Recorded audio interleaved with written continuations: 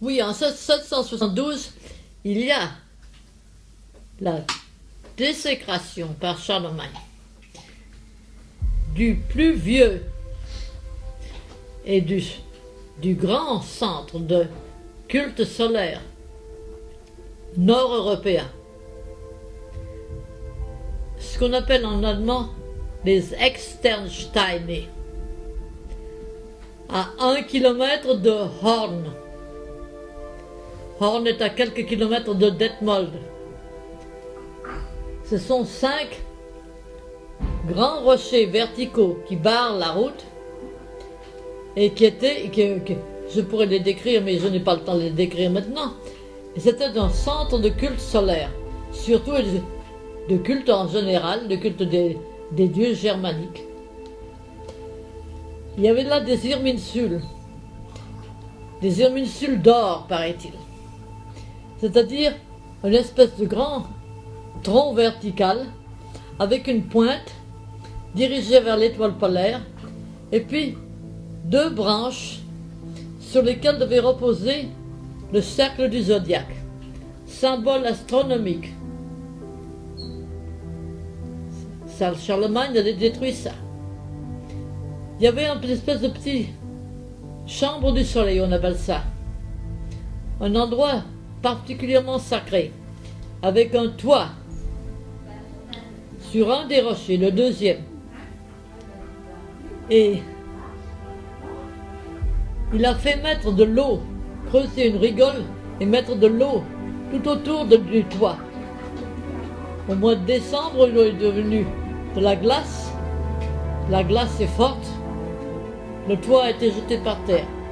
Il en envoie encore des morceaux aujourd'hui. Enfin, tout ça. Et puis prêcher le christianisme naturellement par le fer et par le feu.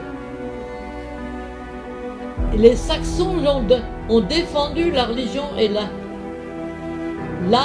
germanique. Widukind était leur chef.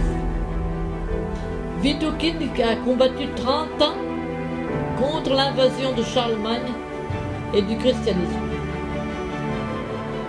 Il a fini par être vaincu. Il est mort à Attigny.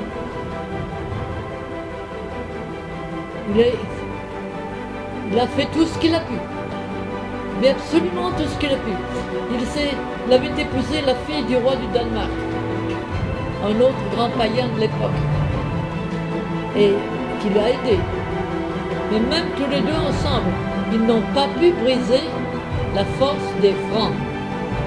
Les Francs avaient l'habitude de combattre, il y avait déjà 200 ans à peu près. Parce que je dis 200 ans. Depuis Clovis, ça fait 400 ans qu'ils étaient en Gaule, qu'ils s'étaient établis en Gaule. Et là, ils avaient combattu les Romains, ils avaient combattu même les Huns. Enfin, ils avaient l'habitude de combattre des forces formidables. Les Saxons se sont révoltés plusieurs fois sous Widukind. Widukind a fait tout ce qu'il a pu, comme je l'ai dit. Les Francs, Charlemagne, a réuni à Verden, sur les bords de la rivière Aller, en 782, 4500 chefs germains prisonniers de guerre, qui avaient eu le malheur justement de ne pas pouvoir se faire tuer au combat. Il les a réunis là sur les bords de l'Aller, et après une très grande messe solennelle avec évêques et archevêques et toute la splendeur qu'ils pouvaient déployer, le bourreau leur a tranché la tête un à un. Ça devait être un spectacle horrible. Je m'imagine 4500. Eh bien, je dois dire que sous le Troisième Reich, avant-hier, c'est-à-dire hier,